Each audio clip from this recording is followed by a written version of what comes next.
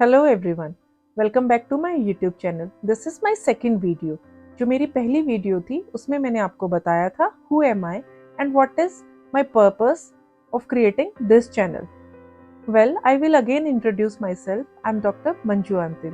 I am a psychologist, एक मनोवैज्ञानिक। आज की वीडियो का जो मेरा टॉपिक है वो बहुत ही सिंपल है, बहुत ही छोटा है, but at the same time बहुत ही इम्पॉर्टेंट है। एक आम आदमी जब भी किसी मेंटल हेल्थ इशू के गो थ्रू होता है, उसे किसके पास जाना चाहिए? एक काउंसलर के पास, एक साइकोलॉजिस्ट के पास या एक साइकाइट्रिस्ट के पास? यही डाउट मैं जो है आज इस वीडियो के थ्रू आपका क्लियर करूंगी। ऑल्सो मैंने आपको प्रॉमिस किया था अपनी लास्ट वीडियो में कि मैं क्लास 11th और 12th के जो है इम्पॉर्टेंट टॉपिक अपनी वीडियोस के थ्रू कवर करूंगी। सो ये जो टॉपिक है वो मैंने NCERT क्लास 11th साइकोलॉजी की बुक से भी लिया है। So I will start with my topic. What is the difference between a psychologist, a counselor and a psychiatrist? I will first start with a counselor.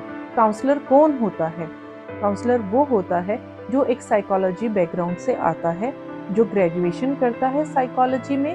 Graduation के बाद एक counselling में diploma करते हैं और काउंसलर्स बन जाते हैं। कभी कभी वो गाइडेंस एंड काउंसलिंग या काउंसलिंग एंड साइकोथेरेपी में मास्टर्स भी करते हैं, जिसको हम MA बुलाते हैं, और वो काउंसलर बन जाते हैं।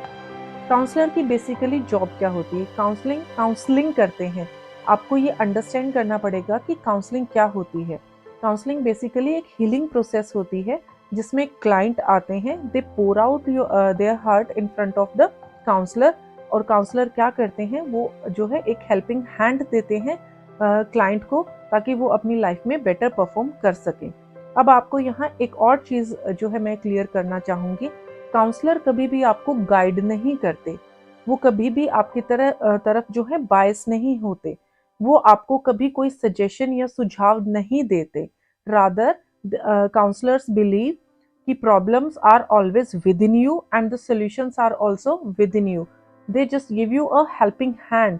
वो आपको एक हेल्पिंग हैंड देते हैं through their talk therapies. Counsellors आपको कभी भी कोई भी मेडिसिन प्रिस्क्राइब नहीं कर सकते।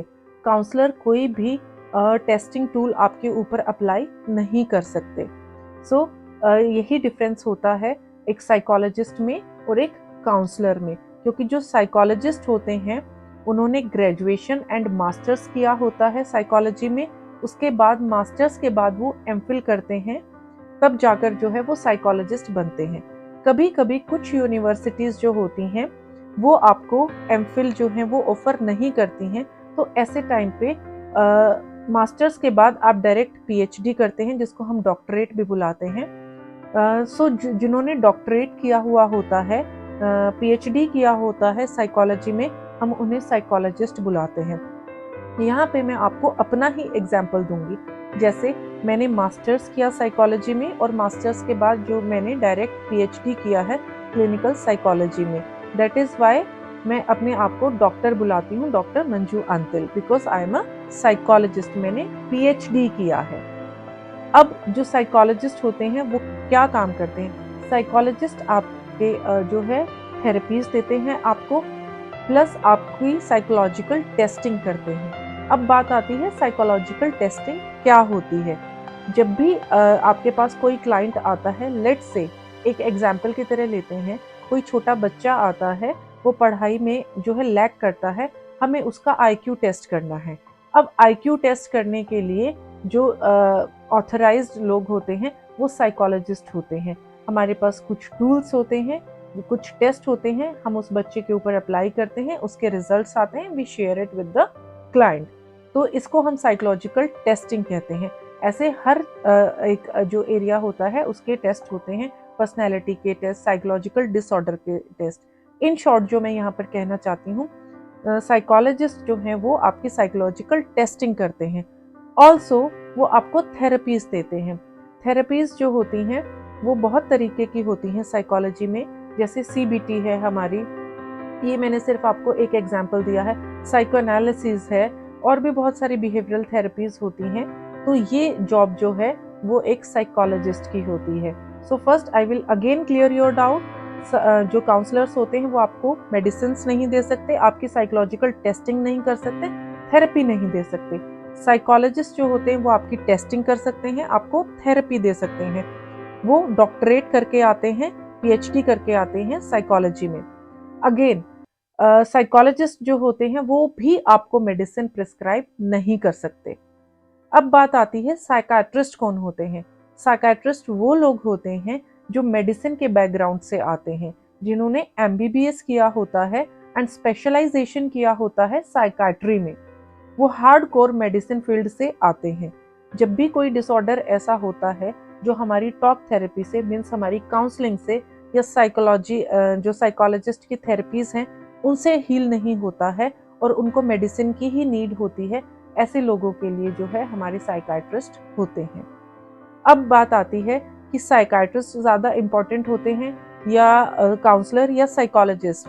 अगर आप ये सवाल मुझसे पूछोगे तो आई विल टेल यू कि तीनों जो हैं काउंसलर, साइकोलॉजिस्ट, साइकाट्रिस्ट, सबका जॉब अपना अलग अलग है। सब अगर एक टीम में मिलकर काम करते हैं तभी हीलिंग जो होता है बेटर होता है। मैं यहाँ पे एक छोटा सा एग्जाम्पल देती हूँ आपको। अगर आपको कोई साइकोलॉजिकल प्रॉब्लम है और आप काउंसलर्स के पास जाते हो तो आप काउंसलर को अपनी प्रॉब्लम बताते हो। अगर काउंसलर को ऐसा लगता है कि प्रॉब्लम ऐसी है जो आपकी टॉक थेरेपी से ठीक नहीं हो रही है तो वो आपको साइकोलॉजिस्ट के पास भेज देते हैं फॉर साइकोलॉजिकल टेस्टिंग कि आपके अंदर कोई ऐसा प्रॉब्लम तो नहीं है जो टॉक थेरेपी के थ्रू बाहर नहीं आ रहा है। तो साइकोलॉजिस्ट साइकोलॉजिकल टेस्टिंग करते हैं आपकी।